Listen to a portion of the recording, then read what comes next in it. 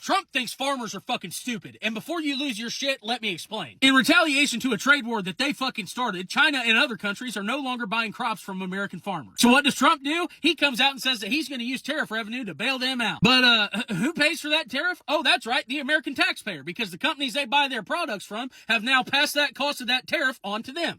The problem isn't that we're bailing out farmers. I believe we need to bail them out. We need to support small farmers so they don't have to sell their land to big-ass corporations who will then in turn just own more of our land and more of our food chain supply. The problem is that the American consumer, who are also farmers by the way, cover the cost of that tariff at the checkout aisle and at the parts store. And now the federal government is going to use that money to pay the farmer for the money they lost as a result of a trade war that they fucking started. They are using American consumers and American farmers to solve a problem that they fucking created. And then they're going to stamp their name on it and say, see, we're for the farmer. No, the fuck you ain't. You're just too stupid, or even worse, you think they're too stupid to know that you're the one who created this fucking problem in the first place. Meanwhile, their rich fucking buddies just got even richer because they didn't have to touch that fucking tariff, and we just got fucking poorer.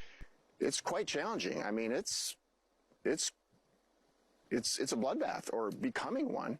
You know what really grinds my gears? Being told we can't use our tax dollars to give people health care, but we can, in fact, we must use our tax dollars to bail out farmers who literally voted for the exact policies that are destroying their livelihoods right now. Apparently, socialism is bad, unless you own a tractor. Then it's called farm aid. Right now, and what we need is a strong demand for soybeans and other ag products, and get some trade going instead of scaring it away with tariffs. Best case scenario for this year? That we never have to talk about tariffs again. Free trade is the answer. China not buying U.S. soybeans just adds to dwindling hopes as Fuller expects to start harvesting his beans around October 1st. Gilkinson says other than the 2012 drought, now is the worst point he's been in the business. The prices are driven by supply and demand. We'd like to say it's all tariffs. Tariffs has a lot to do with it. Let's talk about those soybean farmers. For years, China was their biggest customer, their cash crop, their golden goose. Then came Trump and his big, beautiful tariffs. And what did farmers say? Tariffs are great. Trade wars are easy to win. And they overwhelmingly voted for him.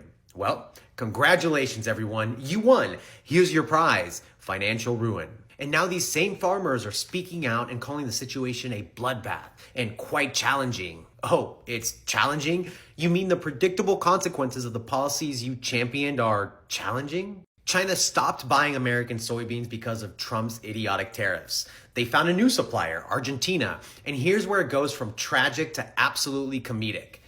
Trump just gave Argentina a $20 billion bailout. Let me say that again slowly. American taxpayers are subsidizing Argentina to undercut American farmers. We are literally funding our own competition.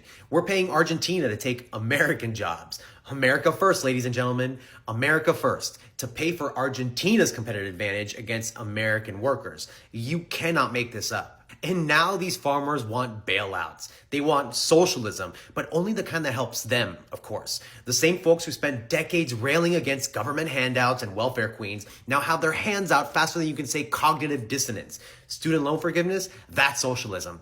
Healthcare, that's socialism. Farm subsidies after voting for the tariffs that destroy your own industry, that's necessary support for hardworking Americans. We warned them, economists warned them, everyone with a functioning understanding of international trade warned them. But no, they knew better. So here's my position. You voted for this. You own this. These are your consequences. And the rest of us shouldn't have to pay for your expensive economics lesson. Class dismissed. Can we agree, whether you're left-wing, right-wing, MAGA, whatever, can we agree that if you need to provide a bailout for an industry due to your own policies, that's kind of an admission that that policy has failed? Trump is now considering a multi-billion-dollar bailout for American farmers due to his own policies, due to tariffs and Liberation Day. Trump's apocalyptic regime of tariffs that he promised was going to save America, clear the national debt, and give everyone tummy rubs only succeeded in starting a trade war with some of America's biggest trading partners, namely China. fairly simple. Due to Trump's tariffs making buying from America either too expensive or not trustworthy, China has stopped buying American soybeans, which a lot of American farmers were totally depending on, and now many of them are facing bankruptcy. This is why Trump is now getting ready to shell out billions of dollars of US taxpayer money to prop up the farmers who are suffering thanks to his trade war. Reason they call it a bailout is because it's what you do when a ship is sinking. And that should tell you everything you need to know about Donald Trump's America.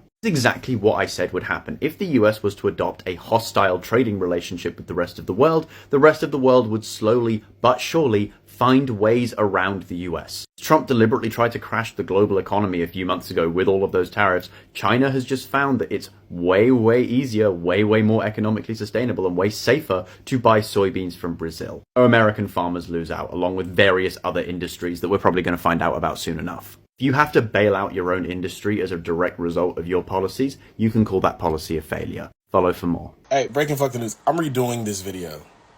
I'm in gardening. I misspoke. Donald Trump is planning a bailout that's going to go from $10 billion all the way to a range of $50 billion to bail out soybean farmers who are raising hell with the Trump administration because there's tariffs now on China and they haven't been selling any fucking soybeans. I misspoke and said it ass backwards.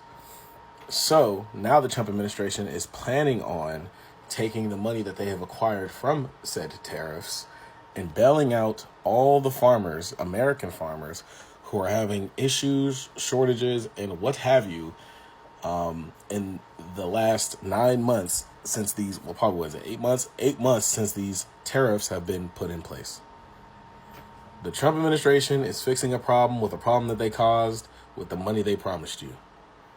This is what you voted for. And again, this is a redo video because I misspoke. Hey everyone, welcome back to Echo Room Vibes. I hope you're taking care of yourselves today, mentally, financially, and emotionally, because this story hits where it hurts, our wallet and our trust in leadership. Credit to the original creators on Stitches who have been dissecting this new wave of conversation around Trump's proposed bailout for American farmers.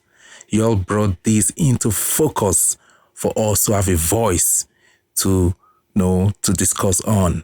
So guys, let's just unpack this carefully and we'll be back for more commentary. Trump just announced new bailout plans for farmers, and it is going to cost taxpayers tens of billions of dollars. Let's dive in. So Trump announced yesterday that the first round of bailout payments are going to be coming in the next couple of weeks. Now, you may be asking yourself, why are we sending billions and billions of dollars to farmers? Oh, I don't know, because they were hit so hard by his tariffs, and you're going to be paying for it. The USDA's farm aid account only has around $4 billion left, so, not nearly enough. So officials are eyeing tariff revenue, how ironic, and other funds to cover the gap. Okay, but using this tariff money, it is going to cause a big fight with Democrats and Republicans in Congress, since they're already fighting about government spending. And with the government being shut down right now, I feel like the rollout or these funds might be a little bit delayed, right? Some Republicans are saying farmers are going to need between $35 to $50 billion in aid, because right now the Chinese markets are still closed to US soybeans. Now, before you leave me, read this headline. Trump set to bail out Argentina. The Trump administration is set to provide a $20 billion financial lifeline to Argentina. So yeah, America first, right? As always, thank you for watching The Mexican Millennial, and do me a favor, share my page with someone else who likes the news, because everyone needs to know what is going on. Bye.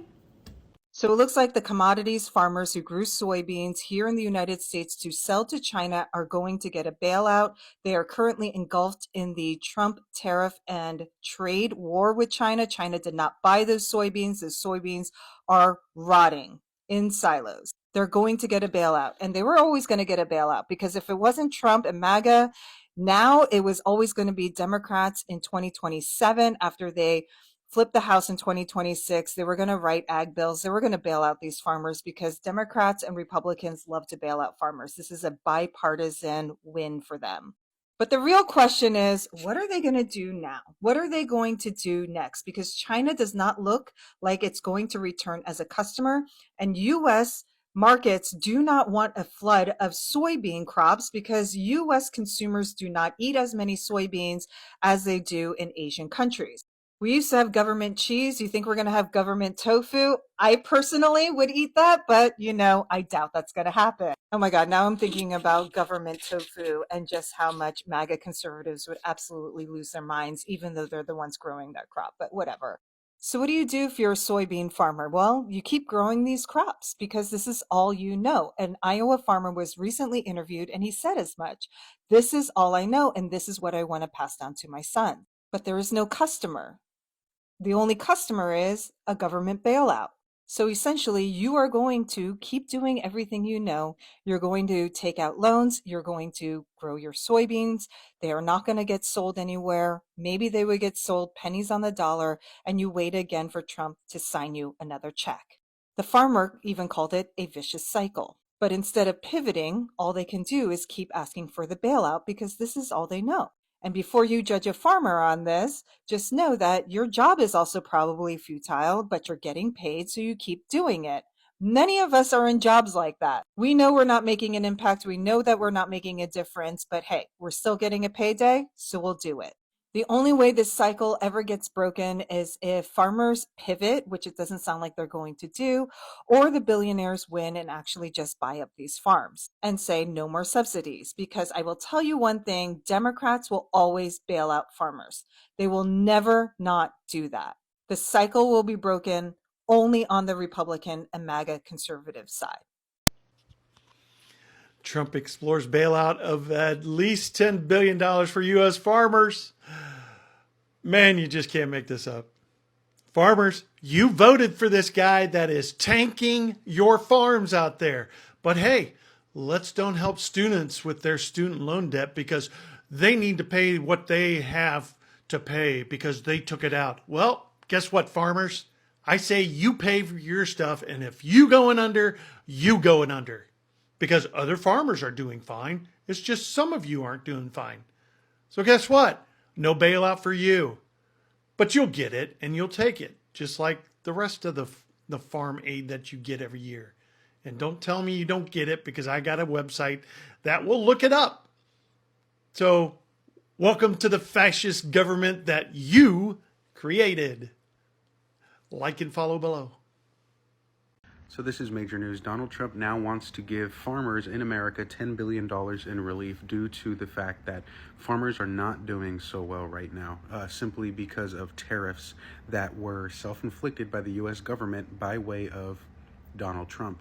Donald Trump wants to give U.S. farmers $10 billion, but some critics and analysts say that what's actually needed is about $26 billion, simply because of shortfalls, and basically from the ends of 2024 to now, there are a bunch of losses that they need to cover for long-term recovery. This also isn't the first time Trump has bailed out farmers. He did this again in his first term in 2018, also because of tariffs or other policies that he implemented in his first term. So this will literally be a copy and paste from his 2018 tenure to now 2025. This is just the news. You can look this up. Politico is probably the best reference for this. You can follow for more news updates, but you don't have to. Welcome back, guys. What's happening right now is a growing backlash across the political spectrum.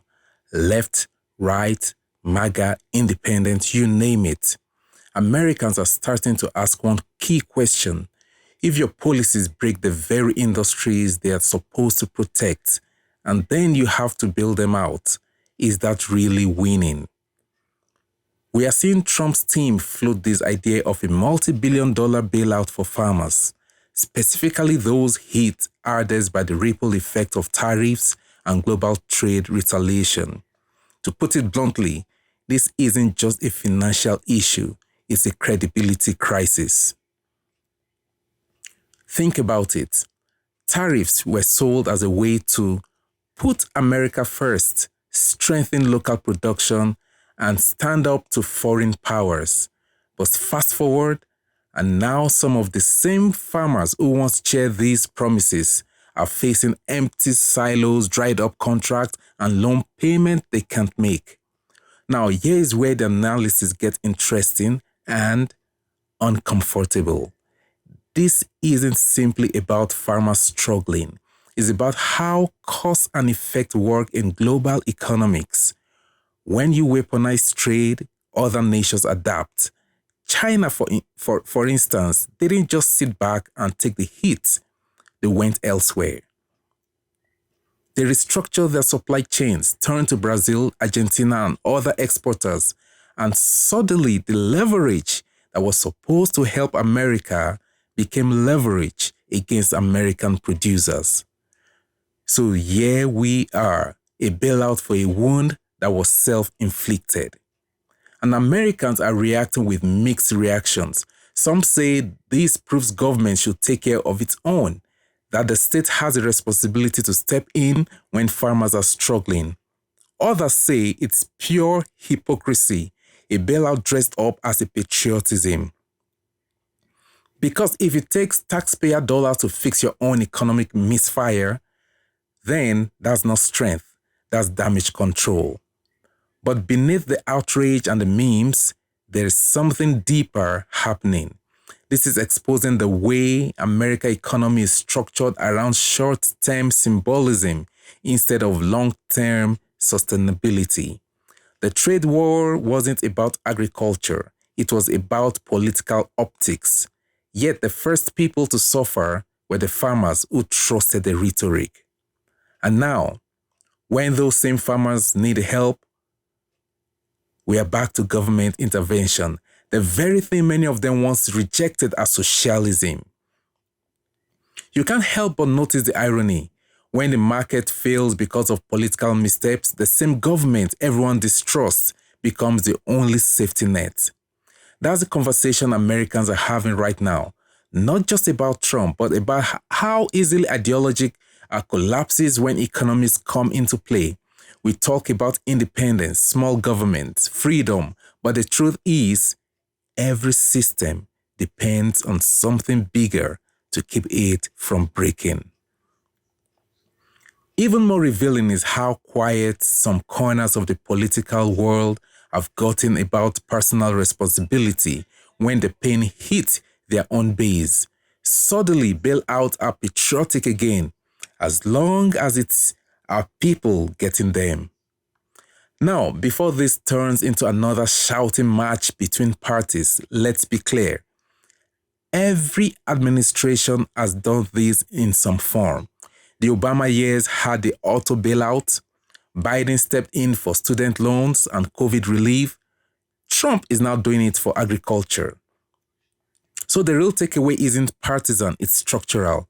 America has built an economy that keeps trying to patch itself rather than reinvent itself. We call it saving the system, but maybe the system itself is the problem. And if there's one thing this bailout conversation exposes, is that economic pain doesn't care about political teams.